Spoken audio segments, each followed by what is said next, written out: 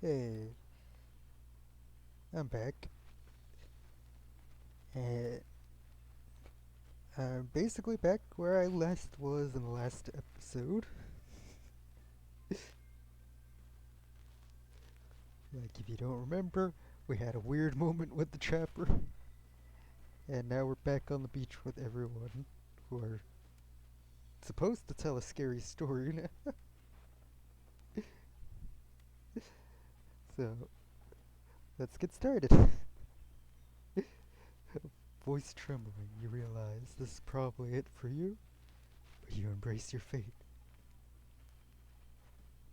Sorry, everyone, I think they're talking about me. why, why would you just come right out and say it? And I forgot to mention that they were saying very indirectly that someone caused the time frame of these events to be pushed out of their original time slot, which was clearly us, the player character. But still, to be honest, I still don't understand how this whole schedule thing works. I guess I lost track of time while I was passed out. Been there before. Even though it's taking some pressure off of me, which is an absolute dream come true. Is it really fair to pick on the newbie? Seriously, has anything here ever happened on schedule? Even once? It's actually a pretty good question.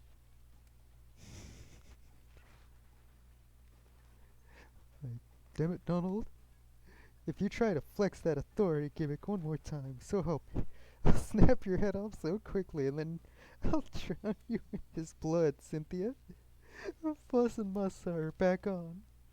You two know I love to hack, slash, and slice. We all know you love to kill. It's almost all you talk about. Nobody named any names. Who even knows any names? Not us. Reading off that sentence, it feels so disjointed. But I know it's correct. I renounce my name. Who's Donald? Who's Dwight? Who even knows anymore? Call me nobody. Oh my god. They actually got Dwight and Claudette to give up. But we're still gonna get started on story time, so. Hey, player, who do you think should go? Ah, dang it, that's a name. Please pick somebody quickly so this tropical vacation doesn't turn into a bloodbath. You guys already know. I choose Trapper. Whoa, this entire experience is being carefully crafted to avoid an IP infringement lawsuit. Let's be careful with the catchphrases. Oh my god. They really had to slip that reference. I swear. Yes, of course you want to hear my story. It's a good one, and an old one too. This is an infamous tale about two young friends from my hometown. Best buds who did everything and anything together. Fish, hunt, fight, skip rocks, climb the tallest trees, climb the highest peaks.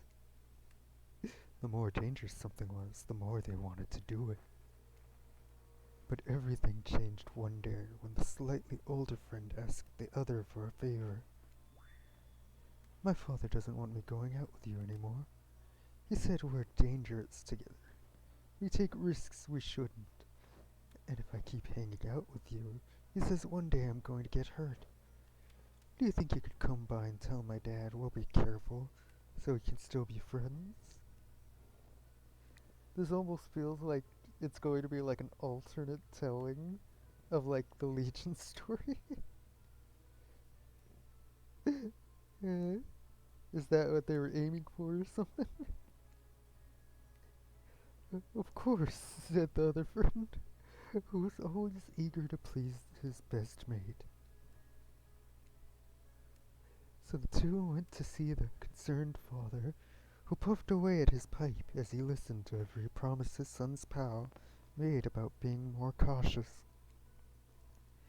But when the slightly younger and slightly smaller boy finished, his friend's father responded stone-faced, "No, sorry, this is best for both of you. I don't want my son hanging out with you anymore, and that's that." The young boy was so crestfallen, he left immediately. No one would see him cry.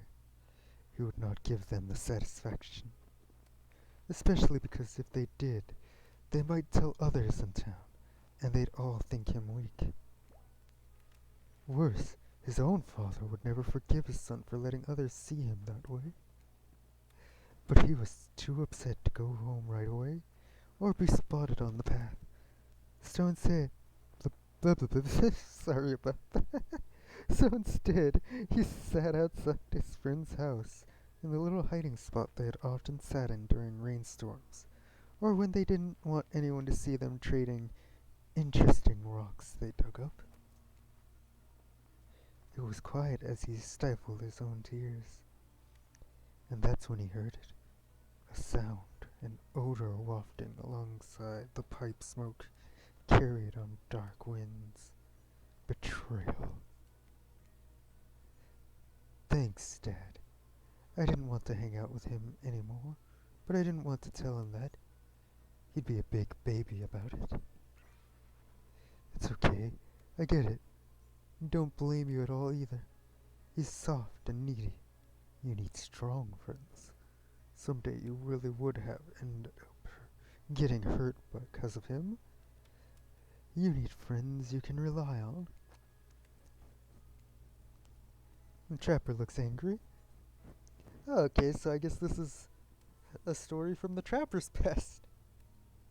I thought they were going to give a completely changed up version of like the Legion's backstory. The muffled tears stopped, and the hiding spot that had been a pit of sadness now overflowed with rage. The boy went home. If anyone passed him on the path, all they saw was determination. That night, he spoke to no one. He ate no dinner. He slept no sleep. The next day, he got up early and sat near the tallest tree in the woods, by his former friend's house. It was the one tree no kid in town had ever conquered. Its top remained untouched. He remained there till dark before he finally went home. He did this for 8 days. On the 9th, his old mate finally passed by. "Hey, what are you doing here?" asked the Judas. "Nothing.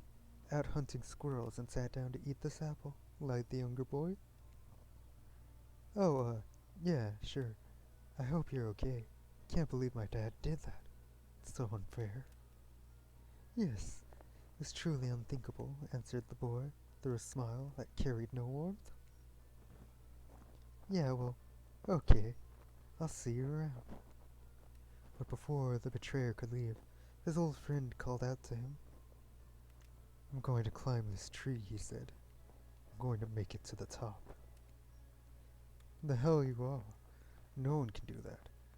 And they definitely can't do it by themselves." He had him. "I can, and I will. I understand why you can't, though. Your dad said you're afraid you'll get hurt." "I'm not afraid. He's afraid," replied the friend, now seething with shame and with his own rage. "Oh, forget what my dumb old father said. I'll do it with you. You'll see I'm not afraid." And so the two climbed and climbed, each making it higher than they ever had before. And they continued to climb, but whether they would have reached the top will never be known. Because the turncoat, the boy who had made his father lie for him, fell before he could make it all the way up. Some say it was no accident. that his old chum pushed him. But how could he? He was the weak one after all. Of course, such a weak child could never send his best friend to his death. This was an accident. Tragic for sure, but nothing more. Of course. A month later, though, no one could explain how the dead boy's father choked to death on his own pipe.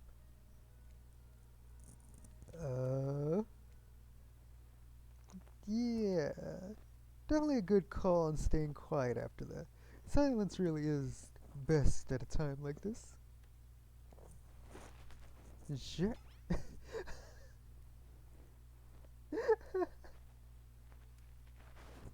I did not expect that from the spirit. Uh, what about you, player? What did you think of my tale?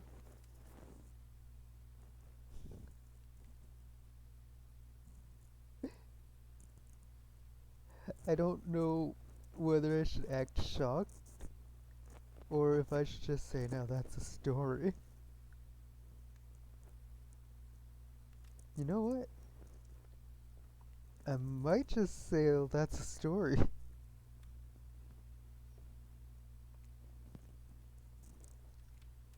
Yes, it is. Guess he liked that response. He's handing you a golden coin. On that note, everyone decides it's time to take a break and split up for a little bit so that they can all have a moment alone before bed. Everyone leaves and you're alone by the fire. The only thing you hear is the ocean slowly lapping against the shore. This is nice. My only question so far is where did Trapper get that gold coin? Did he just have it for like the longest time? Ah, well, I suppose it's not really important. A true moment of peace and tranquility that lasts for all 7 seconds. Because freaking Trickster shows up and he's blaring his latest song. Oh god. Hey baby, you look lonely. Mind if I join you? Why do I feel like Trickster would be one of those wannabe pickup artists? He just gives me that impression right now. He doesn't wait for an answer. That fits. That fits so well. I know you've been hearing from these guppies all day, but I want you to hear something from a big fish like me. Something special those in charge of this island don't want you to hear. But I am going to call this right here, and I'll see you on the next episode.